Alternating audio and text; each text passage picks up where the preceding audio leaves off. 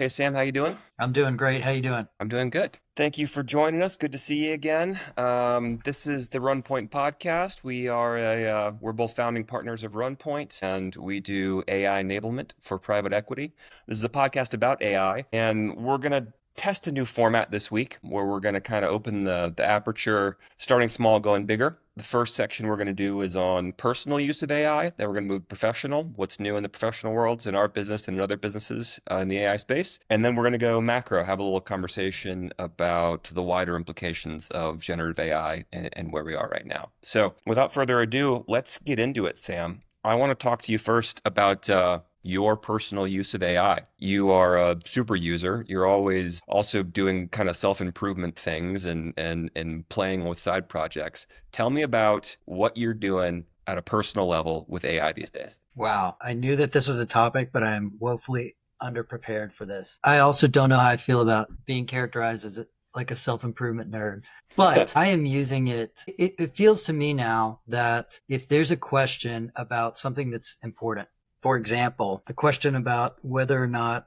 a supplement is making you feel sick, or if a rash is from working in the yard or some new medication that you're taking. If there's anything like that, it feels now to me like it's almost neglect to not put it into O3. And it's actually only since O3 that I've started to feel this way. It's so reliable that I really feel like I'm doing a disservice to myself or anybody who I'm advising if I don't run the biggest questions through there first. Because at a minimum, it's going to reframe the question in a way that is easier for me to understand and process and communicate about. But also 9 times out of 10, it's going to give me some new information or some very just clear answers about what the course of action is. So I'm using it constantly for everything. I use it to do a lot of financial planning, personal financial planning, constantly using it for stuff like that. I don't use it as much for like the therapy, I'm going through this personal problem or interpersonal problem. I certainly have, and I get a lot of value out of that. And the thing that everybody says about it, which is it's the most thoughtful friend that will give you the best advice of any of your friends consistently and reliably. That's true. I don't know, maybe I don't have enough personal problems for that to be my Well, dominant use. we know that's not true. No, that's probably not true. But that leads me to think like, where do you draw the line for when you seek professional help? As opposed to, and that's not just limited therapy. So I'm not trying to get to therapy conversation necessarily, but when go to a doctor as opposed to ChatGPT or a financial professional or a therapist or a plumber, it has in all of those spaces, to me, it's raised the threshold for what I'm willing to take on DIY, basically, as opposed to seek professional help. But do you have any sort of mental models for when you decide you actually need to go see the doctor or any of the other vectors there? It hasn't come up yet. I haven't needed to see the doctor. But of course, if you get something that looks like cancer or something like that, you're going to see an oncologist. Or if you have a real heart issue, you're going to do that. But I can guarantee you that I would also be running everything they say through O3 and fact checking it as well, and then using that to make my own decisions. In fact, I did have a pretty routine doctor's appointment this past week, and I asked him if I could record it because we were talking about things that were somewhat foreign to me, and I found that to be very useful, recording it and then throwing it into O3 after and saying, just summarize all this for me. Yeah. Yeah. I did the same thing last week at my, yearly physical. And in two ways, it was helpful. The first way was just like, I never remember what to say in those things. It's like, I feel like I'm there. It's my one chance to talk to a doctor and I'm never prepared. It's like, what do you want to talk about? And I have nothing. I Mm-hmm. spent the 10 minutes talking to ChatGPT about here's how old I am. Here's my medical history a little bit. What are the things I should be worried about? What should I ask my doctor? What are questions that I should ask of him right there? And it was really helpful in terms of that. And then you get your blood panel back a day or two later. I know you have experience in this, but you just get all this stuff and you don't really know, even if Yeah. it's in the normal range, is it on the high end of normal or like, how do I actually interpret this? What should I care about? And so throwing it in there and saying, hey, are there any watch outs here was, immediately useful stuff that I just never would have glanced at again, 3 years ago. So. It's really great for blood work. And at the risk of upsetting some people, I think it's probably better than 90% of doctors analyzing blood work at this point if you're an O3. Well, it takes the time. And there's the same trend or theme you talked about earlier, which is people say it's like, it's this best friend or the best therapist. I don't necessarily think that's true, but it's an infinite therapist that'll just like listen to you forever without charging you a dime, really. And you're never really on the clock. Same with friendships. You can talk at a friend, when you're in a crisis for only so long before they don't want Yeah. they don't want to do it anymore. That's true, but it's still like a couple standard deviations on the positive side of friend advice. Yeah. And I see my girlfriend using it this way all the time. I mean, she'll interact with it on an interpersonal question and it'll give just super solid, non-generic, useful advice. Yep. Do you So use the it in parenting or anything? I do. And that's what I wanted to talk about. Yeah, quick story. We were traveling, my wife and I were traveling 2 weeks ago, to Mexico City for the week. And so we left my 4.5-year-old daughter she was with my mom for a while, and then she went to my dad's house, separate house, my stepmom's house for a while too. So she kind of, we were gone for about a week, and she had some overnight stays with her grandparents. She normally loves overnight stays with her grandparents. But when we got back from the trip, she had sort of just entered a really difficult phase. This is a constant thing in parenting, that won't surprise anybody. There's constant ups and downs, and they enter these phases and they exit these phases. But she was just in a bad place. She was like really, really fragile when we got back. Every little thing that happened would set her off. I kept using this analogy that like it's like her thermometer could only go from like 1 to 10. It's like there was no 2 or 3. She was incapable of problem solving, all that kind of stuff. And so we had a really rough couple of days. And my wife and I were kind of pulling our hair out. So we were talking, we were calling my parents, we were trying to figure out what to do. I don't know. This is probably I'm sure there's all different types of parents out there, but I've read, I don't know, 1.5 parent books in my life. I've skimmed a few more. It's not like I'm an absent parent, but like those parenting books are very dogmatic. They have like very strict, this is what you do, this is what you don't do. And I couldn't really solve a problem by going to the library and running a book. It was like, it was too urgent of a problem, basically. So Mm-hmm. I had a long conversation, like one of the longer conversations I've ever had with O3, where I tried to remove my opinions from the context I was giving it, but just sort of like laying out what we were seeing with her and what we were heard from my parents. And I asked it like, I don't want you to diagnose. I'm not looking for pathology here. I just want you to help me, O3, better understand what she's going through and give me some evidence-based tools and interventions and things like that I can use and think about and read more about. And it did such a phenomenal job, kind of telling me what was normal, what was a little bit anormal, what you should be concerned about, what not to be concerned about. And then just like it made a calendar for me of like 3 different things you could try, fun activities you could try with my daughter to, break through, to improve her emotional resilience and her cognitive flexibility were the terms that we were kind of working on. So like 2 problem areas and in these, child-friendly activities of drawing a thermometer so she could understand, her feelings at green versus red at the top of it. And using a rubber band to understand, that it's flexible, but other things aren't flexible. You want to be more like the rubber band, all that sort of stuff. Or we're going to a birthday party, so like narratively talking about what was going to happen at the birthday party. So she has positive feelings going into it. She's like telling herself positive stories as opposed to being anxious about it ahead of time. There's all these little Mm-hmm. things. Some of them work, some of them didn't, we'll latch on to some and not the other. But to just have this menu of stuff I could try, and pick the ones that I thought were going to work for my kid, was such a like I felt capable. A lot of time as a parent, you feel like you are completely in the wilderness, and so just like to have these tactics that are actually trying to solve the problem in a way that other people have tried before. You're not just winging it. Was incredible. I'm thankful. Do you feel like it actually helped you get out of that place, or are you still in that right now, or what's going Yes, on? it's We don't need to spend more time about my kid. Yes, it's funny that, some of the metaphors she's latched onto and some she hasn't, but the thermometer thing in particular, we have the drawing on the fridge and we talk about how are you feeling right now? I'm a yellow or oh, I'm a red, that kind of thing. And how can we get back Mhm. down to green? Yeah, I picked her up from school on Tuesday and she said, Daddy, I had a great day. I stayed in green all day. So it's like she's thinking about this throughout the course of the day of regulating how she's feeling. It's almost like you had to find the right metaphor for her, and it could have been anything, and you just needed to try a bunch of different ones. One that didn't work because I was trying to explain her the concept of fragile and flexible. The rubber band was easy, so there's evidence of a flexible thing.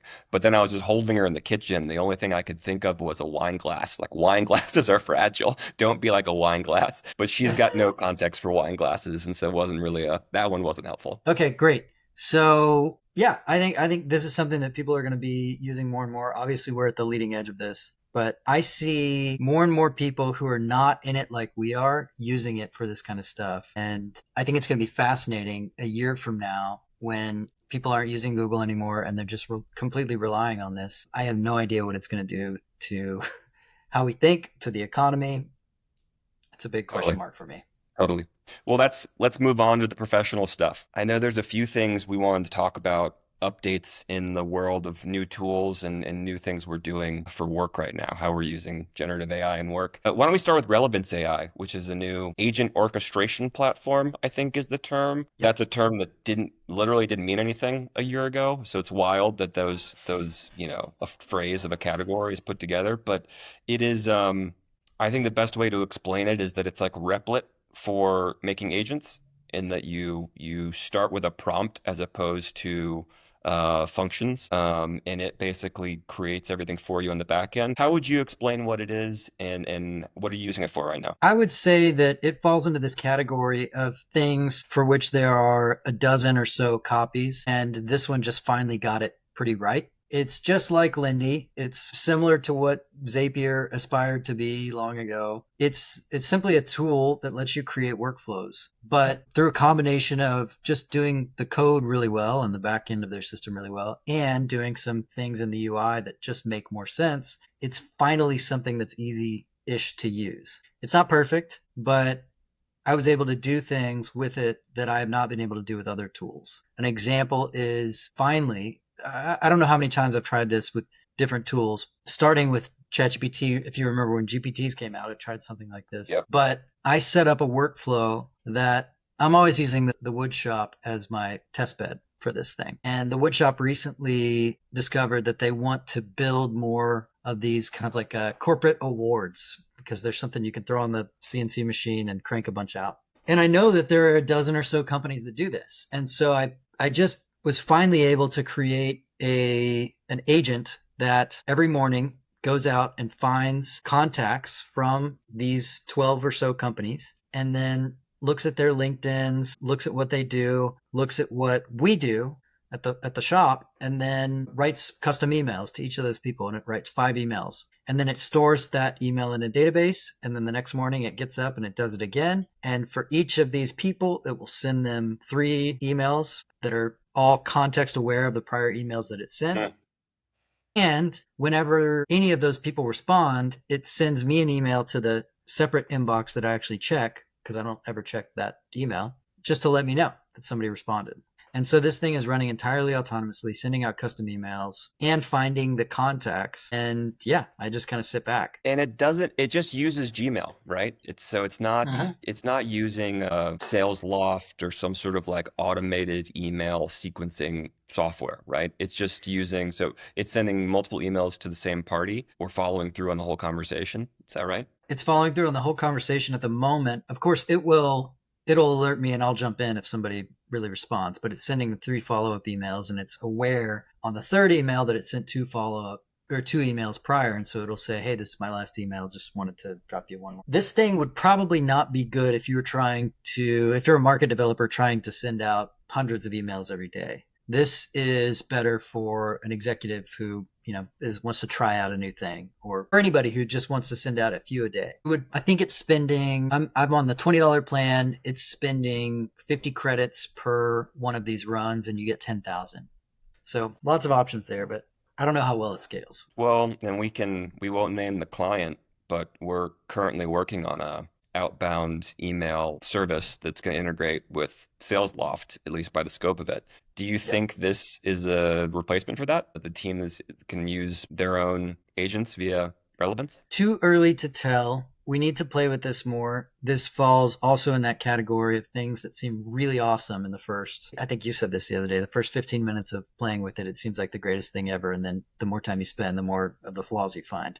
So I think possibly, I think if not this tool, some tool like it will replace a lot of those legacy marketing automation platforms and just SaaS in general. Yeah, I've been playing with it as well, and that's my review that would go on, the movie poster of it, as well as all of these agentic workflow automation things right now, is that they're conversely intoxicating because of how cool it is the first time you use it and the possibilities there, and frustrating. They just go back and forth between intoxicating, frustrating.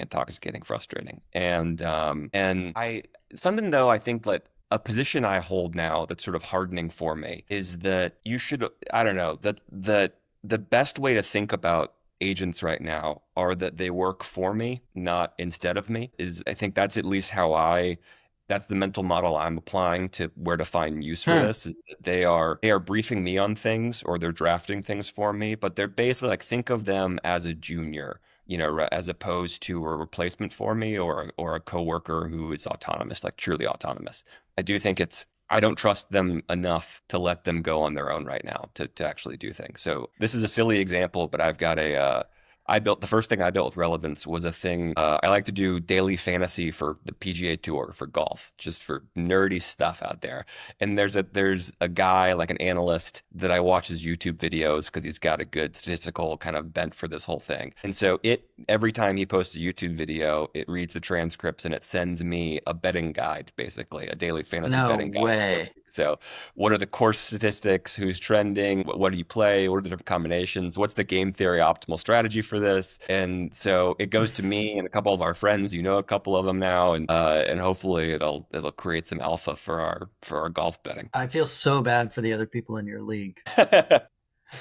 That's a great use. That's a really great use. Yeah, I don't trust them yet either. I'm doing this for the wood shop because the stakes are low if I send a stupid email, but I wouldn't use it for a client yet. Yeah. Okay, the other thing I want to talk about on the professional side of things is Claude Code versus Codex versus Cursor, just the coding assistant battle royale that's going on right now. And, I know Cursor has been our bread and butter, and we're dipping our toes into Claude Code. I frankly have yet to use Codex, but I just wonder what you're seeing right now. What are the trends in this space? And yeah, I think in terms of what does this unlock professionally for us or our clients, just how good these coding assistants are getting. Well, to be fair, I poked around in Codex when it first came out, but I can't say that I gave it a fair shot. I have heard from some of our mutual friends in the know that it is pretty impressive. One of them who works at OpenAI, and they're using it all the time. I imagine that it's probably on par with something like Claude Code. I think Cursor is the one that most people are familiar with, and it works great, but you still suffer from this feeling that after you use it on a given project for 30 minutes or so, it starts to get a little stupid. And it's not difficult to find yourself in a place where it's just not making sense and there's a bunch of bugs. That's pretty common. I am fairly new to Claude Code, but it feels like a fairly different level of sophistication. And I don't even know that I can explain why that's the case. Obviously, in Cursor, I'm using Claude 4, so it's this exact same model. But there are underlying prompts behind the chatbot that you use in Cursor in the same way that there are different underlying prompts that are in Claude Code. And by the way, all those have been jailbroken, and we could go look at those if we want, but I haven't bothered to. But there is just a fundamental difference in how that works. And it just seems to be... on that just for a second while you're on it, though. Yeah. I've found that as well. And I'm pretty confident, right, that Cursor is also a middleman between, the frontier models and you, the user, with their own financial model. And I think they are almost certainly throttling the context of what they're actually passing between to save their costs. So they are telling you when you pick which model you're using, that you get 128K tokens or 200 or whatever it is. I think it's in their best interest to pass as few tokens back and forth as possible, because they're charging on a per credit basis, like a per request per thing. Yep, So yeah. So exactly. and maybe that's not true. You just don't have that middleman taking a slice if you're going directly with Claude Code, and so therefore you're getting all the context that you want. Yeah, I mean, depending on whether you're using the API plan or one of their new subscription plans, Claude Code potentially wants you to use as many tokens as possible. But that is a fundamental difference. It's not just the underlying prompts, it's how the thing is architected. And with Claude Code, your context window is much higher, so you can work on the same feature for a long time. What gets really interesting is when you start to chain these agents together and run multiple agents at the same time, like we've started to do with Claude Squad. And this is interesting because it manages a lot of the headache around when you're building new features, you have to create different Git working trees. And there can just be a lot of, I guess, DevOps infrastructure overhead. And so now there are tools to run multiple agents at the same time and kind of manage the merge and pull requests. It gets pretty involved, but if you figure out how to do it, it looks like it'll be a really promising way to get a lot done even faster as one person and sort of live up to a lot of the hype that we've been hearing for a long time about 10x coders. Well, great. Let's move on to our final segment on macro. And I think I'm going to let you steer this a bit, because the topic is cost savings. And I think what we're seeing in the SMB space, in the middle market in particular, and companies who have experienced, I don't know, either hype of what they think they could do saving money with AI, or realized cost savings with and everything going on in that space. So take it away. Yeah, I just want to talk a little bit about the reality that the hype is not hype anymore. And these AI tools are stripping, 20 to 60% out of core operating lines, marketing, HR, procurement, supply chain, and they're turning a lot of these cash flow plotting companies into just like companies that have great margins, and potentially for our PE clients, luring a lot of that dry powder downstream into companies that were not interesting before. So I have a couple examples. There's a company, Zalando, that was doing a lot of photo shoots in a traditional way, and they were able to cut their image production costs by 90% and their cycle times from 6 weeks to 4 days. Klarna just saved $10 million a year and replaced work equal to 700 customer service reps. That's $10 million of pure SG&A arbitrage going straight to the bottom line. And that's something that happened just because of AI. But You could go now, on and on about this. but so for Klarna in particular, wasn't there another round of almost rehashing that whole story, because they ended up hiring back some of the people that they had let go, and they weren't able to, it wasn't as rosy of a story as they initially thought? Isn't that, I remember reading something about that a few weeks ago about Klarna in particular. Even if some of that is clawed back, there's plenty of examples. Just continue this storyline. Okay, fine. Take Klarna out. Maersk, the shipping company, reduced their vessel downtime by 30%. Amazon Warehouse reduced fulfillment costs by 20%. DHL reduced delivery times by 25%. On every domain, you're seeing juice get squeezed out of Yeah. your SG&A. I And just think it's wild that when you read the stories, this is everything in the history of media, but they are so bifurcated. Of a story last year about how Klarna is ripping out every single software subscription they have, and they're rebuilding themselves, and nobody's ever going to buy a SaaS subscription ever again. It's like so absolute. To then at this time this year, the story is, they bought into AI like a bunch of idiots, and now they're going to have to get rid of all their AI and hire back everybody. And like the hype was completely overblown. It's like it's clickbait on either side. But in reality, I don't know, what's different from this big hype cycle of AI as opposed to blockchain, a few years ago, and no complete cracks of blockchain, is that these proof point stories you just went down of companies actually saving money, of driving value with measured kind of AI implementations, those never existed in the blockchain hype. It was all no, what it could happen in the future, what we think it might happen. But now, like,